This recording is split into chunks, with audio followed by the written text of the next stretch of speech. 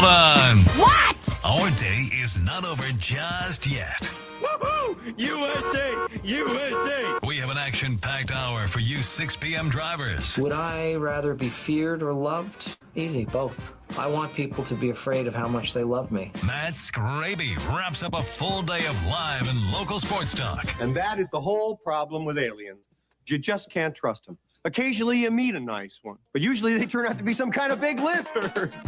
The Skraby Show starts now on 97.3 The Fan. Hello and welcome into the Skraby Show for February 12th, 2026. Thank you for joining me. You can watch. I'm going to start with the watching today because I always forget and do it at the end, but you can watch the show if you would like. Just go to Facebook, 97.3 The Fan, or you can go to my Skraby Show YouTube. It has all of the Skrabinators in there at the Skraby Show.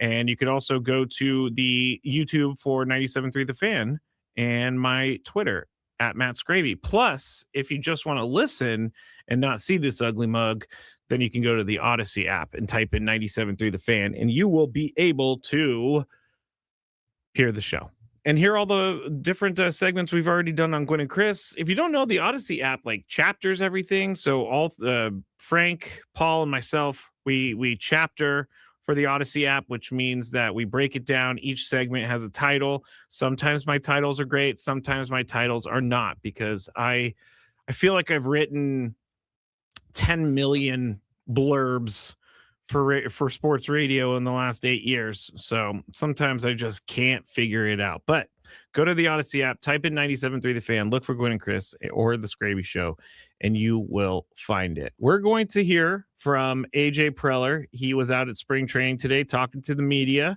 We're going to hear from Craig Stammen about Miguel and Andujar. And we're going to also talk about Nick Castellanos real quick, because we talked about it on the show, but he admitted, I was saying last night, one day we're going to figure out why Nick Castellanos and Rob Thompson dislike each other. And we found out today. So I only had to wait a day for that. And that's great. And maybe there's more to the story, but for the most part, Nick Castellanos wrote a letter and put it online. And he said that he brought beer into the dugout. He was removed from a game. He was angry about it. I believe this is in a place where his family and friends were watching. So he was removed from the game. He went into the clubhouse. He got a beer. He came back out to the dugout. And then I guess he sat down next to the manager. And while with the beer, he was telling the manager what he didn't like and what he thinks is wrong with the team.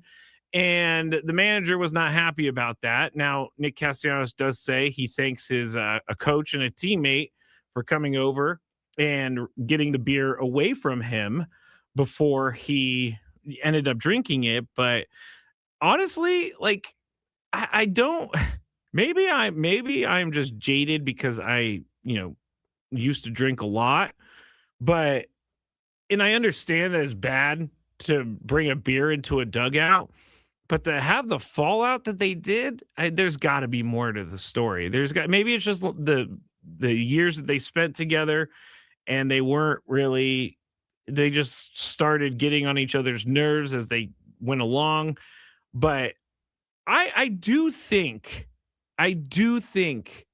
that if this is why they are in if this is why the Phillies are willing to release him, which they did today, and pay the $20 million salary, that tells me there's something else there, or they just don't believe that he is the player that he is, and they don't even want to deal with it this year. So $20 million, man, they're going to be paying that. So he can sign with a team for a league minimum if he would like to. And I don't know that the Padres have room for him. I don't. He doesn't play great defense.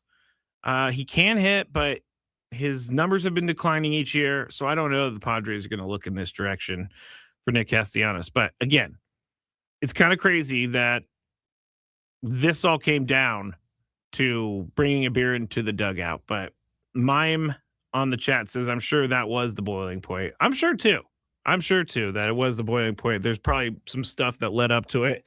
And then Nick Castellanos was like, you know what? I'm going to blow everything up and I'm going to go get a beer and drink it in the dugout.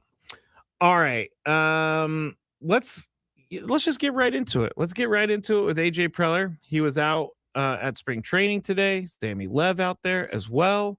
But here is, I think everybody's not concerned, but everybody's wondering about his contract situation. But here is AJ Preller being asked about it. How come you don't have a contract extension? I mean, again, continue to talk to John, and I think again, it's something that like anything, it's like when the time's right, the moment's right. Hoping to line up on something, hoping to have something here that that can focus me back on the field and go from there. But we'll see where it goes in the next couple of days. You can go back to our Twitter or our Facebook, but 97.3 The Fan SD has all these clips if you want to hear the full clip because it's 3 minutes long. But there you go. And we talked about this earlier, and I'm not like worried or anything like that. But the more we get closer to the season, the more I wonder.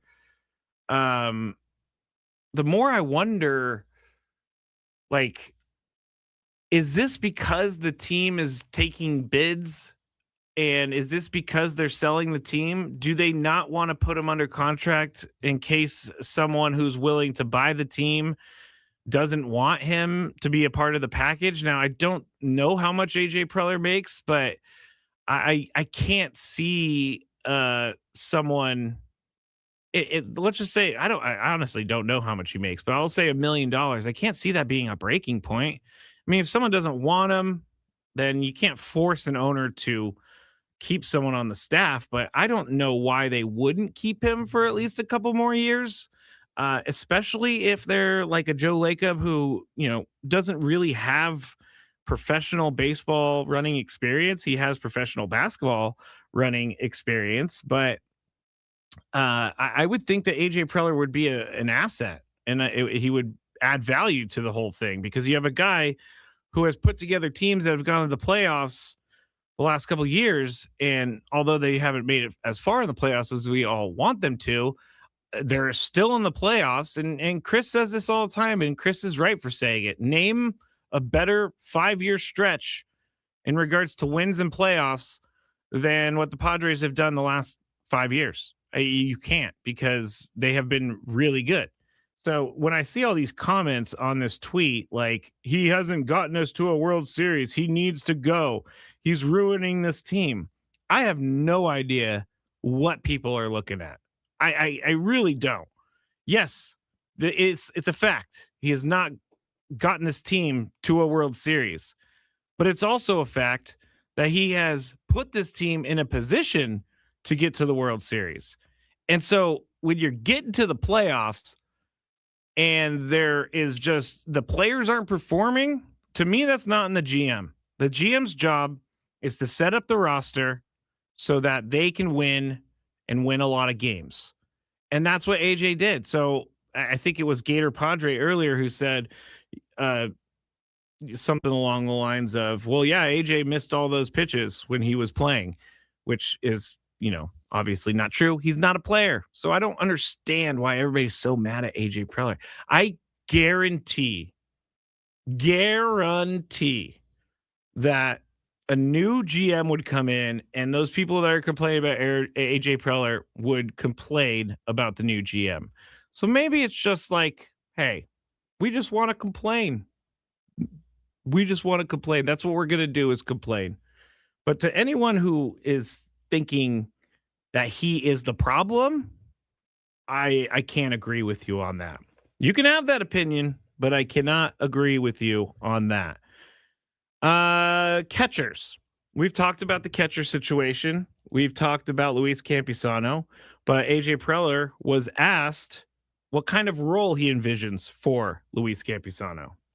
Yeah, I mean, I think last year, obviously, in AAA, he went out and was, played very well. Hopefully, not an easy situation for him. He feels like he's a big league player, and he went down to AAA, but he handled himself really well in that setting. He could have sat there and complained or, kind of felt sorry for himself. He went down there and just tried to get better, and he had a great year. I think it's going to help him out a lot here this year. And in terms of Yeah, I mean, I think for us, it's as good a catching tandem as you can have. Like that's, we want those guys to, between the two of them, they have good skill sets. I think their skills should complement each other. Campy's a super hard worker. Our staff has, he's caught no hitters. He's been on, winning teams a few years ago when we were, I think, the 24 year. And we played better with Campy starting than we did record wise with Higgy starting. So, he's capable. I think for us, it's like you need that catching group and that catching tandem with him or for me to be something that I think when we look at our team this year, that can be an area of improvement for us than having those guys from the start, expecting him to kind of take what he did at AAA last year and what we've seen for stretches in the big leagues and turn that into consistent performance for us. And that would be a big addition, honestly, somebody that's already in-house here. So expect him to play a real role for us this year. I hope so. I hope it's better than last year. He was tearing it up at AAA, but he didn't even get a hit at the major league level last year. We've seen a good Campusano, we've seen bad Campusano, but I think the reason that he's in the mix is because that's not a word, because they have spent so much time trying to develop Luis Campusano. They have spent many years trying to get this guy to a point where he is an everyday catcher, at least a backup catcher. Now, I'm not saying he's a bad player, but I don't know if they're just going to run him out there because they have all of this investment in him. And if he doesn't perform, when are they going to pull the plug if he doesn't perform? Because again, we have seen Luis Campusano hit. And so I don't know where that goes. And obviously, baseball is a lot harder than I'm making it right now. But if he could become a major player on this team, that would be icing on the cake, because there's some depth for you right there. And again, I understand why they want to see what he has. I think it was a couple months ago I said, we already know what he has. So why are you bringing him back? And the answer is in the time they've invested on him. And they probably also think that the talent is there. The talent is right there. Dwayne said last year Schilt wouldn't use him. How can you stay fresh if you're getting an at bat every 3 days? Well, you can't, but I feel like when you're a player that gets called up from the minor leagues, I feel like you have to perform right out the gate. They don't have time for you to settle into a groove. Now, last year they had Maldonado, they had Diaz, they had Campusano, and then obviously Freddie Fermin after the trade deadline. But it doesn't. I'm just not. I feel like the talent is there, but I haven't seen him put it all together. So hopefully this is the year. I'm going to be positive about it, and then you all can make fun of me later for being so positive about it. All right, this is the Skraby Show. I am Matt Skraby. We still have some more from AJ Preller. We have some more from Craig Stammen, and then at the end of the show, obviously, we got a daily gripe. But San Diego is losing millions in golf course revenue, and I am shocked to find this out because golf is very expensive, but I'll touch on it when we get back, or not when we get back, but by the end of the show here on the Skraby Show, 97.3 The Fan.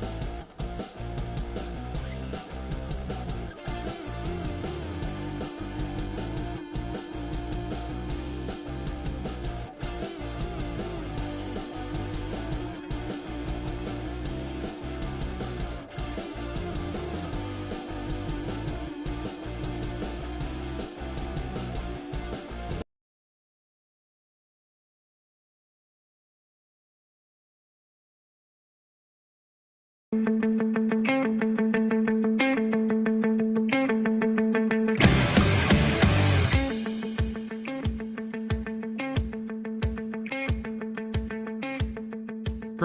live from the Bill House Studios, we know how, here on 97.3 The Fan, the Skraby Show. I am Matt Skraby. We're going to talk a little bit more about what was said this morning at spring training for the Padres. We are also I'm going to give you an update right here on something we talked about last week, but the Emmanuel Clase and Luis Ortiz gambling investigation is taking some turns. And so we talked about it last week that Clase was there were 250 pitches at least identified in which bets were placed.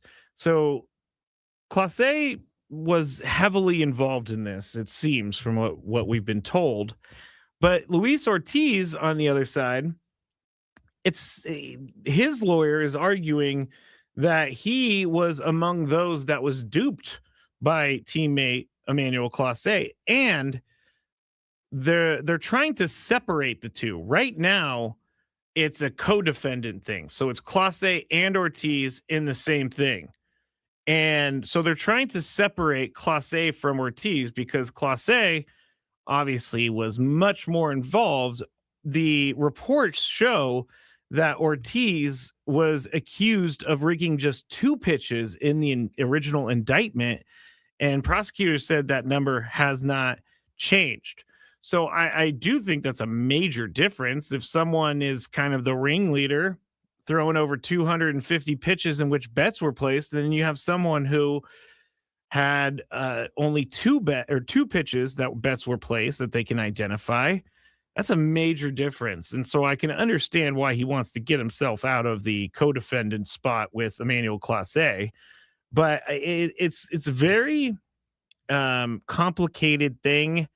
And this is going to go on for a while. It's going to go on for a long time, which makes me think, it brings me back. I'm sorry, I'm going to do this. It brings me back to the Ippei and Shohei thing. Like, this investigation has been going on since late last season. The Shohei and Ippei thing was closed in about a month, and I might be giving it extra time. It may have been less time than that. So again, I am a conspiracy theorist at heart, and I do think it's very strange that Shohei was cleared so quickly, but they're not even to the court process yet with Clase and Ortiz. But I digress. I'm never going to be able to prove it. Never going to be able to prove it. And I know there are people with me, but it's a very strange situation. Anyway, this is going to get worse before it gets better. And Luis Ortiz, if he was indeed duped by Clase, then I'm sorry that he was duped. I don't think he should face the same punishment as Emmanuel Clase. So that's the latest on that story. Let's go back to our audio tour of spring training. And here is, we talked about this a little bit on the show, but manager Craig Stammen was asked about Miguel Andujar and what kind of role he envisions for him. What about Andujar? Where do you envision deploying him in the field or at DH? Yeah, Andujar's, obviously like his number one trait is being a great hitter, especially against left-handed pitching. We're going to try him out at first base. I think in the field, he's came up as a third baseman with the Yankees, so he's got that in the back of his pocket, and then he's played a little left field. So those kind of 3 spots are where we're looking at for him. But anyway, we can sneak his bat in the lineup. That's kind of what we're going to try to do. Could you see him being the primary DH against lefty pitching? Yeah, I could see him for sure being that. Like, he's going to get a lot of at-bats, whether that's lefties or righties. But, we got a weapon against the left-handed pitching. So I'm just going to go back to what Tony said earlier. Sounds like he's going to be mostly a hitter. That's why he's brought in, is to be a lefty specialist.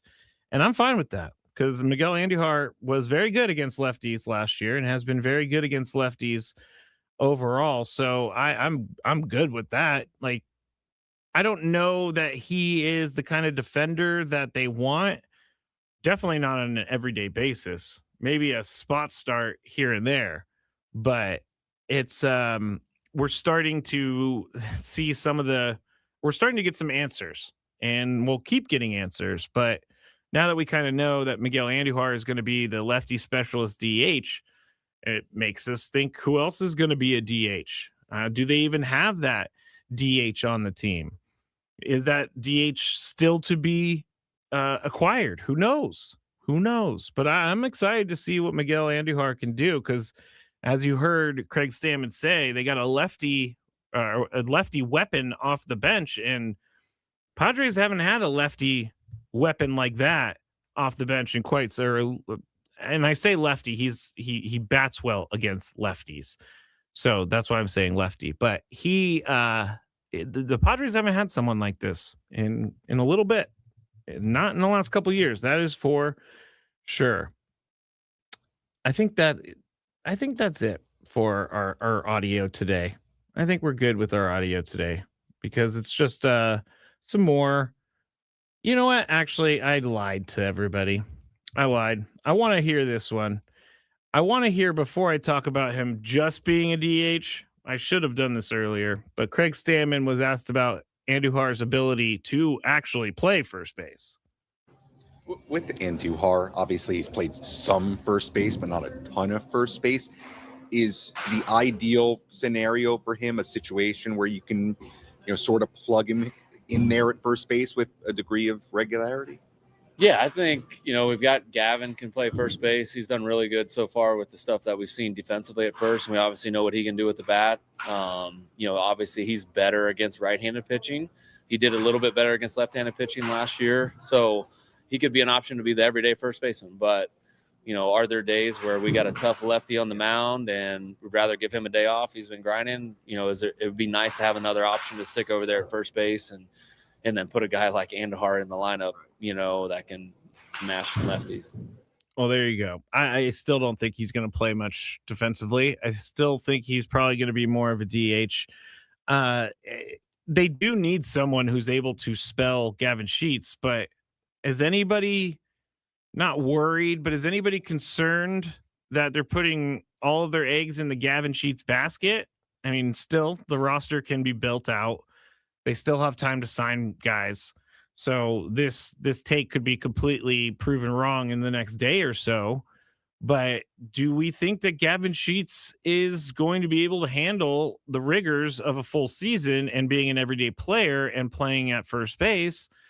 I would tend to say yes, because of what we've seen from him. He seems like a guy who can do that, but he hasn't done it yet. So we're going to have to see it before we what is it? Not verdict. Before we figure it out. That's what I'll say. Sometimes my brain just stops working in the middle of talking, and that's not a good thing for me. That's not a good thing for me. Let's go to the chat. Dominic says, I think it's going to be refreshing hearing Stam answer questions this year. Of course, all may change when they struggle. That is true, Dom. Manny, I love Gavin Sheets. I think playing every day will get him into his groove. Okay, I can buy that. Johnny says, not worried. We have Crony as backup. That's true. I think more of my Gavin Sheets worry is when last year we saw him struggle. It was a prolonged struggle, but he came back, and being an everyday player is in his future. I'm just a little not concerned, not even worried, not nervous, but I'm curious to see how a full season goes with him, Gavin Sheets, at first base. Speaking of first base, Luis Arraez spoke earlier this week with the Giants media, and he said something that I know made some Padres fans roll their eyes. But Luis Arraez, I'm just going to read it because I can't get the video to load for some reason. Luis Arraez said he doesn't plan to change his offensive approach despite lower numbers in 24 and 25. he added that the concussion he sustained last season affected everything, and I can believe that it affected everything, but not there's something, and Luis Ariz is a great hitter. I'm not going to tell Luis Ariz how to hit, but not planning your approach after lower numbers in 24 and 25, I would think that you would kind of think about that a little bit. I would think you would think, hey, I had my lowest batting average of my career last season. I need to figure it out. And I'm not coming down on Luis Ariz. I just, I know that there was a certain player in the past here in San Diego who said they weren't going to change anything about their approach, even though they had dipping numbers. And I know that people really didn't like that guy. So Luis Ariz, we're going to, I think that in the end, we're going to miss the guy, but that was a concerning statement from him that he doesn't plan to change his offensive approach despite lower numbers in 24 and 25. So I guess if the Padres brought him back, we could say that Luis Ariz would have been the same player that he was last year, which is still a pretty darn good player. But I don't know if second base is going to be the right place for him. We've talked about second base in the past with Luis Ariz, and I believe he said it's his favorite position to play. He'll play anywhere, obviously. And he did, I think he did a serviceable job at first base last year. But second base seems like a position that's a little bit more of a beast for him because he has to have a little bit more range. And we'll see how the Giants, as the year goes along, if they change things, if they change him into a different position because second base isn't working out. But hey, I'm happy for Luis Ariz to get some money. Not happy that he's in the same division. Someone says, I think the Padres changed something in him that wasn't good. Maybe. I don't know. I didn't think they messed with him too much. I definitely thought I definitely thought he should have. Last year we talked about many times. I felt like he should have been dropped in the lineup for a little bit. And again, it's not like a demotion. It's not like an indictment on how bad you are as a baseball player. But I think they needed to drop him. Oh, they continued with they did something to him. Guy comes off 2 straight titles to 290. Seems to happen a lot here in SD. I would probably think that some of that is the ballpark. I would have to think some of that is the ballpark. Because with a guy without power hitting in a ballpark that is a pitcher-friendly park, seems like it would affect him a little bit. It seems like it would. But Luis Ariz was great here in San Diego. I'm not going to say anything bad about him, but I am a little concerned that he's not going to change his approach from the last 2 years. So maybe that will work out in all of our favors. All right. When we get back, we're going to do a little update on. I actually don't have an update. Let's go into the golf course issue that we're having here in San Diego. So I'll explain when we get back here on the Skraby Show. Almost said Gwen and Chris. It's been that kind of week on 97.3 The Fan. Quinn and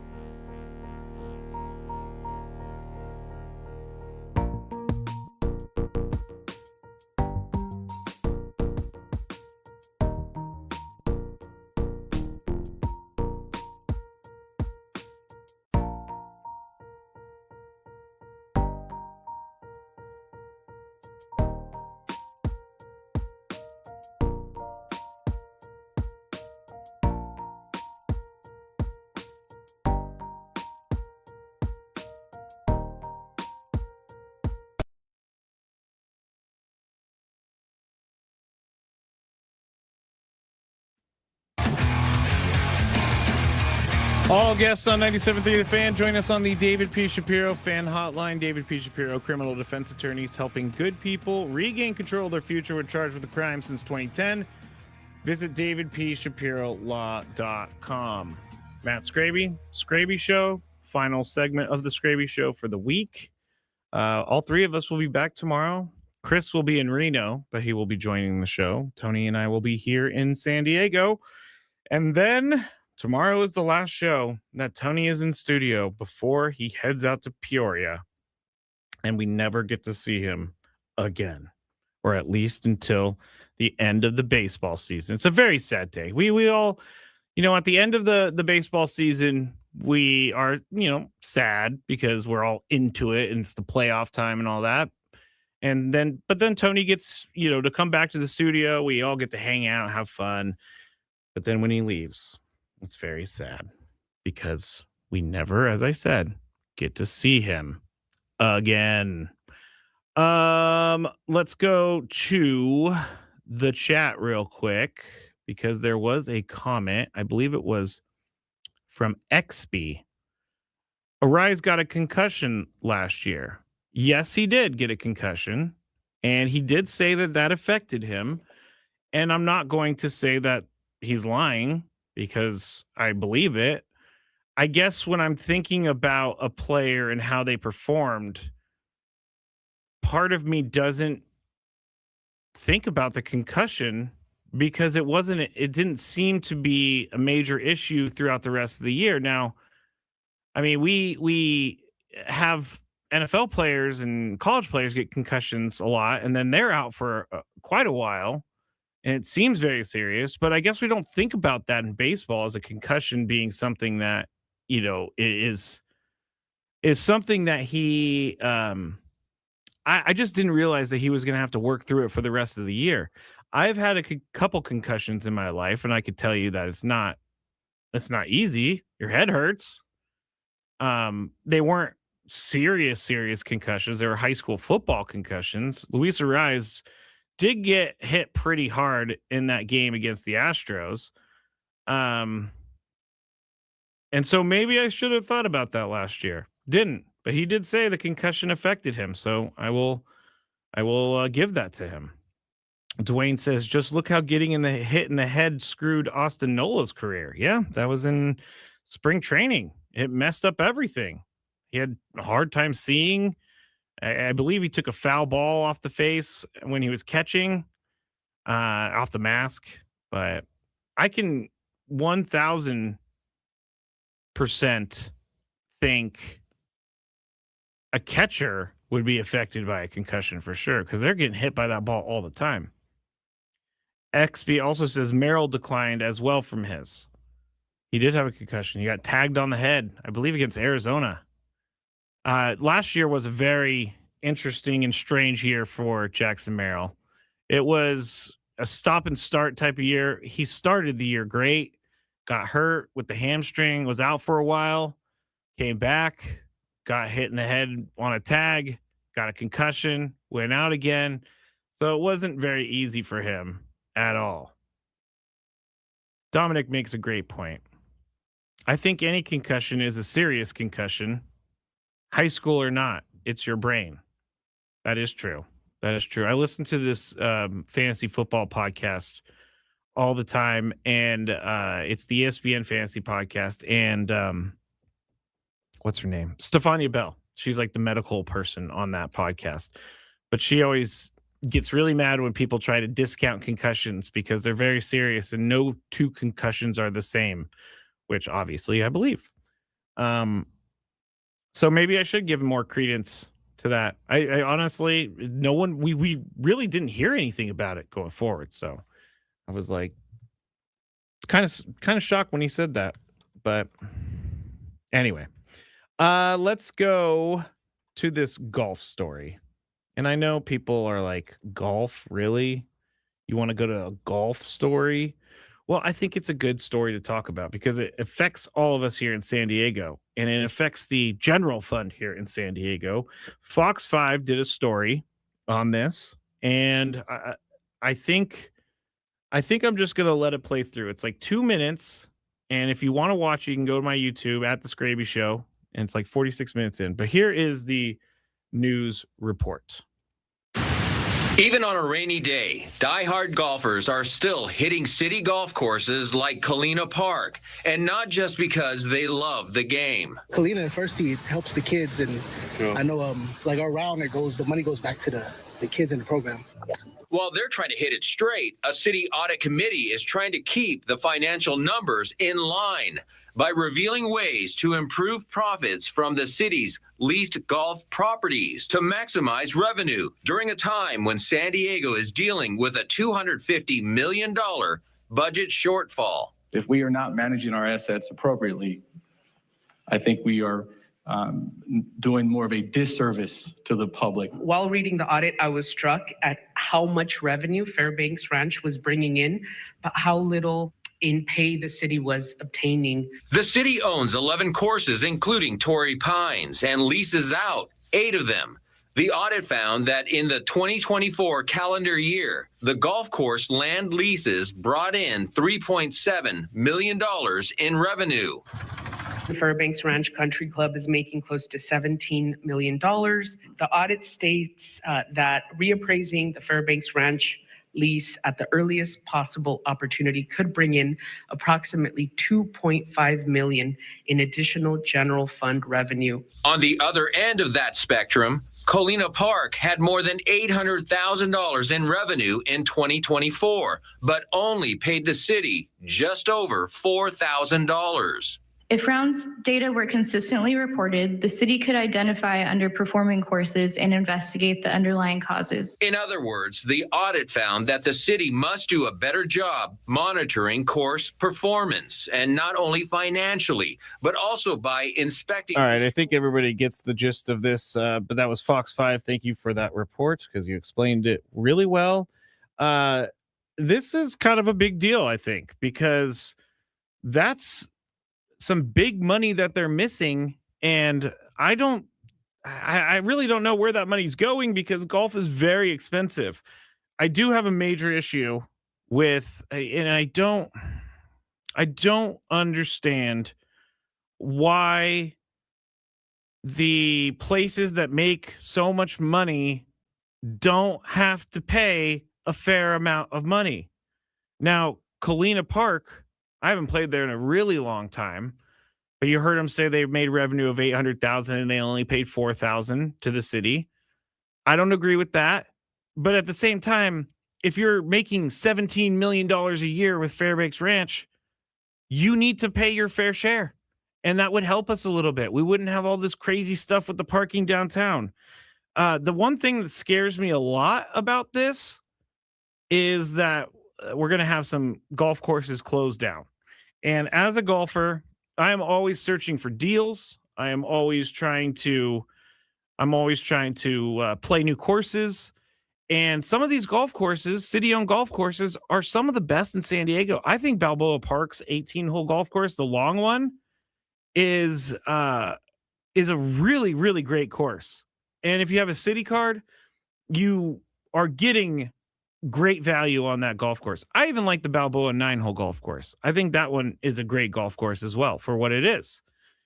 And I think I don't want them to go away, but I also don't think that the city should just be standing by and not collect their money. It's really, I'm not a fan of that, because if you can, let me start this over. I'm getting ahead of myself. I think if you are part of the community and you are being leased land by the city, part of being a part of the community is giving back to the community. Fairbanks Ranch is a private golf course. I've actually played there before. Very nice course.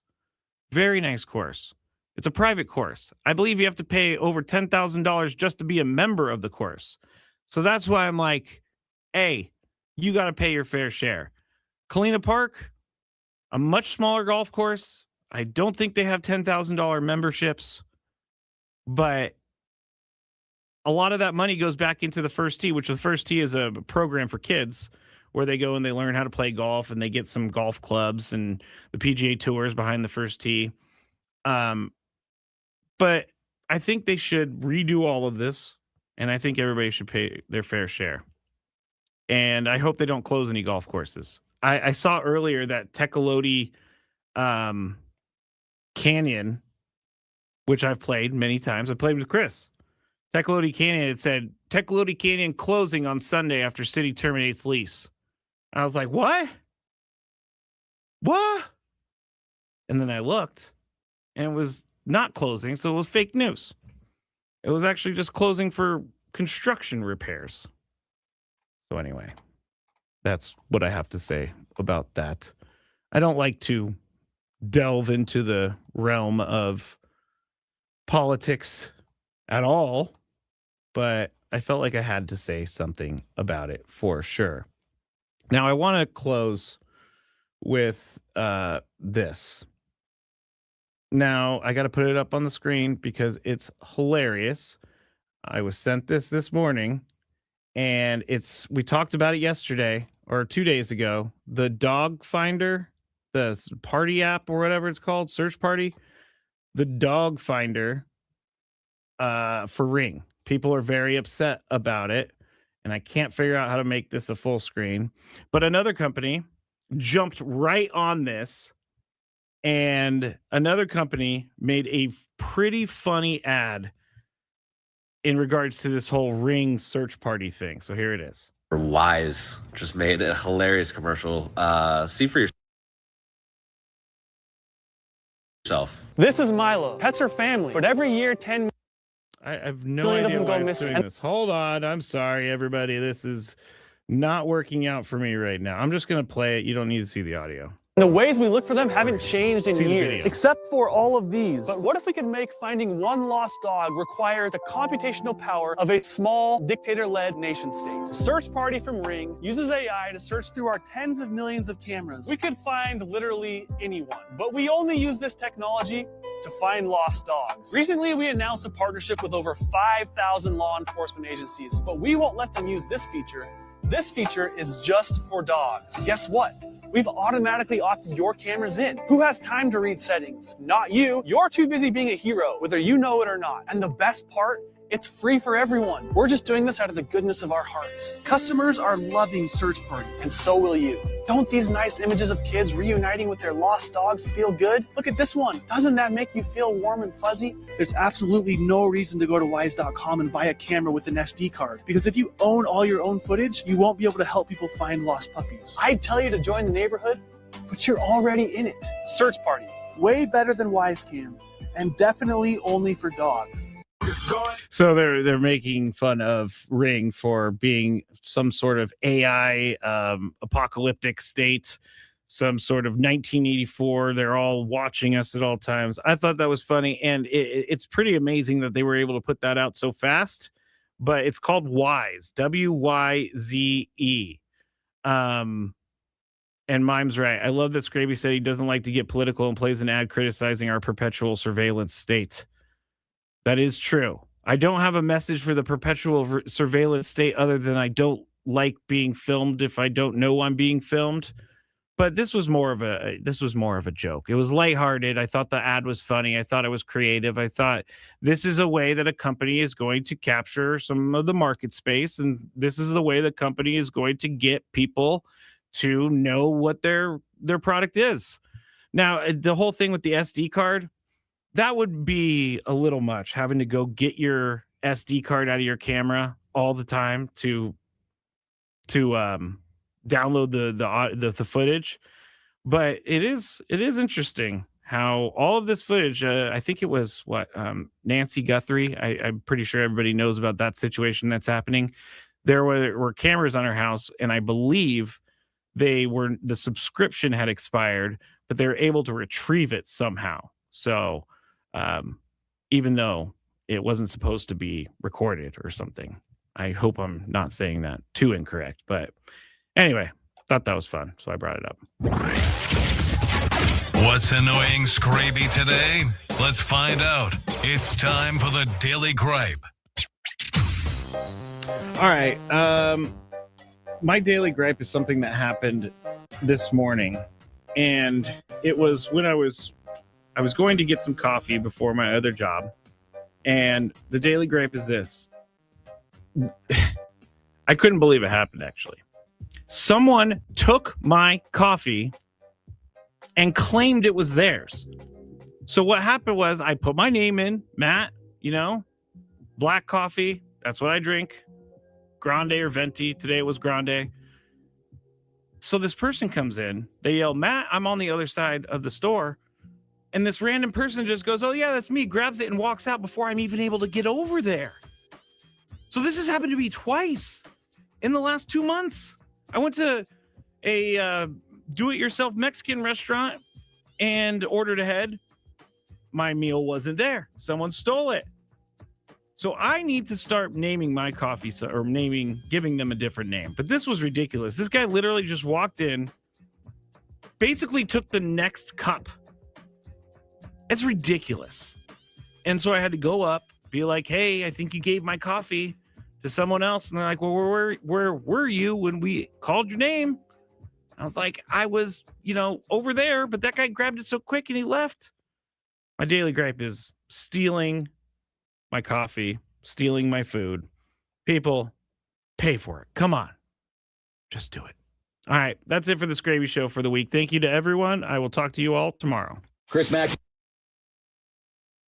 Changes to both the American and Canadian squads between last year's four nations and the Winter Olympics were telling. The Canadians decided to add Tom Wilson to provide and combat the level of nuisance the Kachuk brothers added to the American team. But the Americans decided to leave skill like that of Jason Robertson at home. Clearly the best two teams in the tournament, and as much as I'd love to see the Americans win gold, I'll be betting Team USA to finish with the silver at plus 275. Bet smarter and beat the books. Download the BetMGM app today.